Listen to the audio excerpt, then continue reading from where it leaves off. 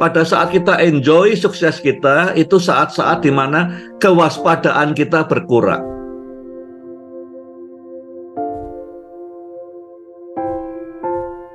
Ya, tugas kita belajar dari Nabi tua ini adalah bagaimana terus pelihara karakter Tuhan, bertumbuh terus menjadi serupa dengan Tuhan.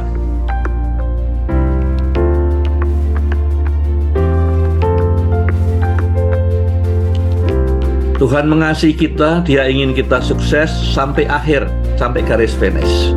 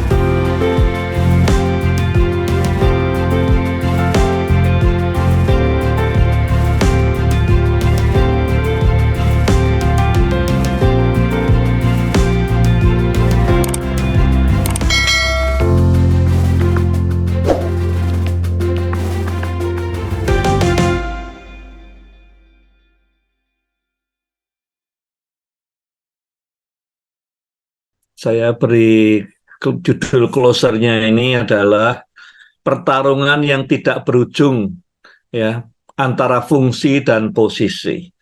Jadi dalam hidup kita seringkali sebagai pemimpin kita dihadapkan antara milih, ya, banyak orang milih berfungsi atau milih posisi. Ada buku yang mengatakan kita tidak butuh posisi untuk bisa memimpin, artinya fungsi, ya. Tapi banyak orang lebih mengejar posisi daripada fungsinya. Nah, yang pertama adalah pesan untuk pemimpin-pemimpin yang muda. Muda itu artinya di bawah 90 tahun, ya. Pemimpin-pemimpin yang muda dikatakan kepekaan, kewaspadaan kepemimpinan akan lemah, ya. Kewaspadaan menurun pada saat apa? Yang pertama, pada saat tanggung jawab kita rendah. Seringkali di kalangan gereja-gereja tertentu, sering kita dengar perkataan yang penting itu tulus. Kalau kita tulus pasti aman. Ternyata tidak juga. Tulus itu bagus dan sangat penting. Karena yang paling banyak di gereja itu tidak tulus. Ada udang di balik bakmi, ada udang di balik batu, ya. Tetapi tulus saja tidak cukup. Makanya Tuhan bilang harus tulus seperti merpati, cerdik seperti ular. Ya. Jadi kita bertanggung jawab atas kepemimpinan kita. Seringkali kita tidak mau, kita pokoknya tulus, nanti Tuhan yang mengerjakan selebihnya. Tapi kalau kita tidak hanya tulus saja tidak cukup. Ya. Kita harus juga cerdik, kita harus juga bijaksana. Jadi kalau kita lepas tanggung jawab dan tidak mau sungguh-sungguh mengambil keputusan dengan baik, maka ya kita bisa tidak lagi waspada. Yang kedua, kalau ketaatan kita melemah, jadi Tuhan sudah memberi perintah kepada hamba Tuhan ini, ya, kepada abdi Allah, atau dalam bahasa Inggrisnya the man of God dari Yudea, diberi perintah oleh Tuhan, jangan belok kanan, belok kiri, jangan makan, jangan mampir, jangan dolan, begitu selesai tugas pulang. Tapi kemudian ada seorang yang hamba Tuhan yang senior, nabi yang senior, mengajak dia, beritahu, oh Tuhan beritahu saya begini. Nah, harusnya dia lebih taat pada Tuhan, ya. Karena Tuhan belum merubah perintahnya pada dia. Ya, biasanya serangan itu datang dalam hidup kita. Yang paling berbahaya itu kalau dari Allah yang tidak terduga. Ya, pada saat si abdi Allah ini diserang, dicobain oleh Yeroboam, dia tidak kalah. Karena dia siaga betul. Tapi begitu yang mencoba menjatuhkan dia adalah orang yang dia tidak duga akan menyerang dia, orang yang lebih senior, ya, orang yang harusnya menjadi orang tuanya, menjadi pelindungnya, menjadi mentornya, justru menyerang dia, dia tidak siap, jadi tidak waspada. Tapi kalau dia tetap obedience, tidak tawar-menawar, siapapun itu, maka dia semestinya akan lebih siaga. Ya, yang pertama, tanggung jawab dia lepaskan. Yang kedua, ketaatan mulai kabur. Yang ketiga, pada saat kerendahan hati mulai pudar. Jadi kalau saya lihat di pasal 11, ya, anak-anaknya Nabi tua ini cerita ke bapaknya betapa hebatnya orang ini mengatakan sesuatu kepada Yeroboam, terbukti mezbahnya pecah. Wah, luar biasa. Ya, Tuhan menyertai dengan kuasanya. Kemudian Yeroboam mengulurkan tangannya untuk minta ditangkap, tangannya tidak bisa balik. Kemudian Yeroboam minta tolong doakan, ampuni salah supaya aku bisa sembuh. Didoakan, betapa murah hatinya hamba Tuhan ini. Sembuh, tangannya bisa balik lagi. Ditawari hadiah, ditawari makan, ditolak semua karena dia taat kepada Tuhan. Jadi di posisinya ini orang yang sedang sukses luar biasa, dikagumi di mana-mana, tersiar kabarnya sampai kemana-mana. Masih muda, abdi Allah yang masih muda ini berhasil disiarkan kemana-mana. Orang tahu semua kehebatannya, karakternya, penyertaan Tuhan, dipakai Tuhan luar biasa. Pada saat kita enjoy sukses kita, itu saat-saat di mana kewaspadaan kita berkurang. Ya. Jadi ada 3 momen di mana kewaspadaan kita berkurang. Ya. Yang pertama, pada saat kita tidak mau ambil tanggung jawab atas perjalanan kita. Yang penting tulus, kita tidak mau ngambil keputusan apa-apa. Yang kedua, pada saat ketaatan kita melemah, ya, serangan dari orang-orang yang tidak kita duga. Dan yang ketiga, pada saat kita begitu senang bangga dengan keberhasilan kita, maka pertahanan kita lemah. Sekarang belajar dari nabi tua ini, ya, senior, nabi yang sudah punya pengalaman banyak, hamba Tuhan yang senior. Pelajaran apa yang kita pelajari dari dia? Pesan untuk pemimpin yang sudah berpengalaman. Senioritas itu bisa menjadi apa namanya? Resiko, ya, menjadi beban. Kita merasa sudah senior, sudah pengalaman, justru itu bisa menjadi apa namanya? Yang menjatuhkan kita sendiri. Yang pertama, kita lihat bahwa pemimpin yang senior gagal, pemimpin ini, nabi tua di Betel ini gagal dalam memelihara atau menumbuhkan karakternya. Nah, sudah bandingkan bagaimana Alkitab nyebut tadi. Yang pertama adalah a man of God, the man of God from Judea, manusia ilahi, manusia yang punya karakter ilahi di Yudea. Sedangkan yang satu adalah nabi. Ini posisinya dia, ya, sebagai nabi. Tapi Tuhan tidak bicara lewat dia, ya. Jadi bandingkan antara dua sosok, satu adalah manusia ilahi, karakternya ilahi, sedangkan yang nabi tua ini dulu mungkin juga dia manusia ilahi waktu masih muda. Tapi lama-lama kesini dia tinggal pegang posisinya sebagai nabi, tapi tidak disebut Alkitab lagi sebagai manusia ilahi.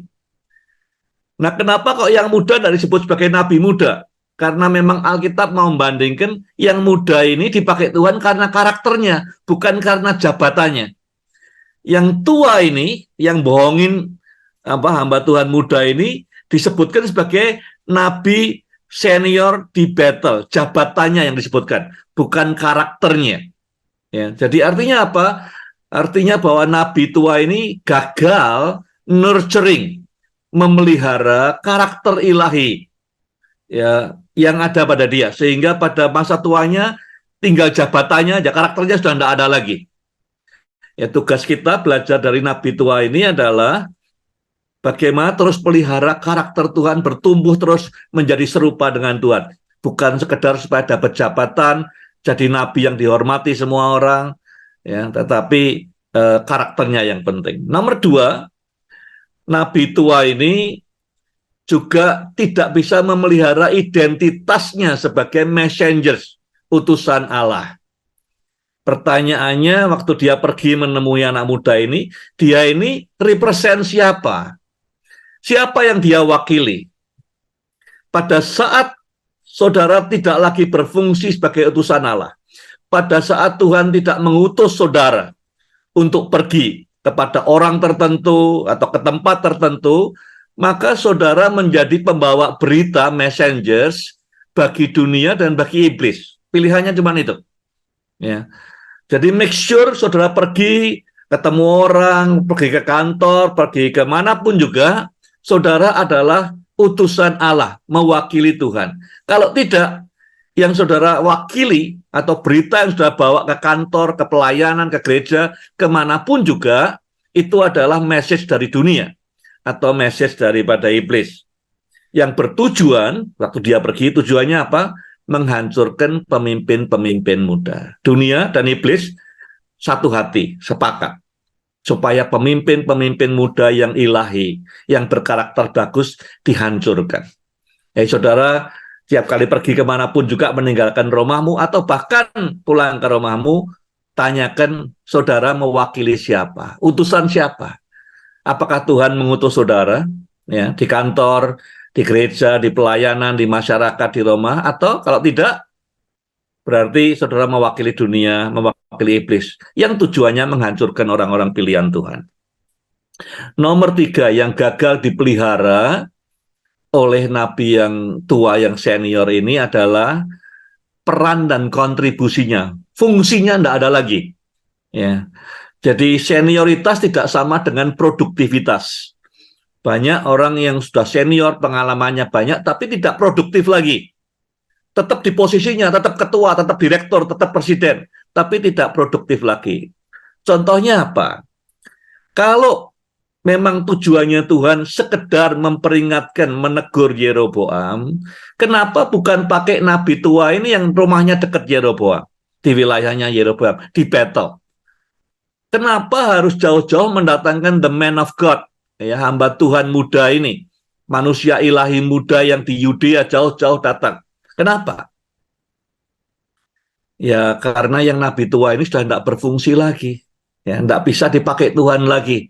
For some reason dia tidak bisa lagi menjadi alat di tangannya Tuhan. Mungkin maunya sendiri, mungkin egonya sendiri, ya, mungkin cari mempertahankan kekuasaannya, posisinya, senioritasnya, kita tidak tahu. Tapi sudah tidak berfungsi lagi.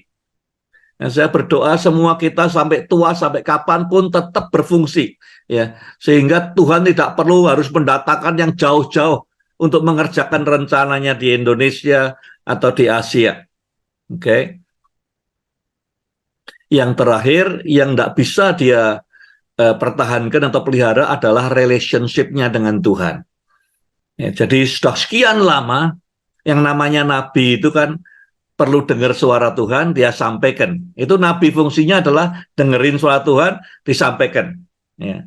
Tapi si nabi tua ini sudah lama sekali tidak dengar suara Tuhan. Ya. Mungkin sudah tidak terbiasa lagi mendengarkan Tuhan. Pertanyaannya, kita semua ini kan utusan Tuhan. Harus dengar suara Tuhan, kita sampaikan pada dunia. Sampaikan kepada keluarga, anak, istri, teman, ya, orang yang kita layani. Cuman jangan-jangan di antara kita ada yang kayak nabi tua ini udah lama tidak pernah dengar suara Tuhan. Ya, enggak ada. Kalau kita relationship itu ada komunikasi. Kita ngomong, dia ngomong. Kalau kita enggak pernah dengar, berarti relationship-nya enggak kita pelihara dengan baik, enggak kita jaga dengan baik. Akibatnya apa? Kalau relationship enggak ada, kita enggak pernah dengar lagi. Ya, komunikasinya berhenti, fungsinya berhenti. Akibatnya kita menjadi seperti hamba Tuhan tua di Betel ini yang kemudian dipakai oleh iblis untuk menghancurkan orang-orang pilihan Tuhan. Saudara, Tuhan mengasihi kita, Dia ingin kita sukses sampai akhir, sampai garis finish. Tapi di tengah jalan kita akan ketemu hamba Tuhan tua, pendeta-pendeta apa namanya, nabi-nabi seperti nabi tua di battle ini. Bentuknya apapun juga yang mencobai akan menjatuhkan kita. Ya, kita perlu berdoa, kita perlu tetap taat, ya, obedience kepada Tuhan, tetap rendah hati, tidak lengah kapanpun juga, supaya bisa melewati tipu dayanya Nabi tua di battle ini.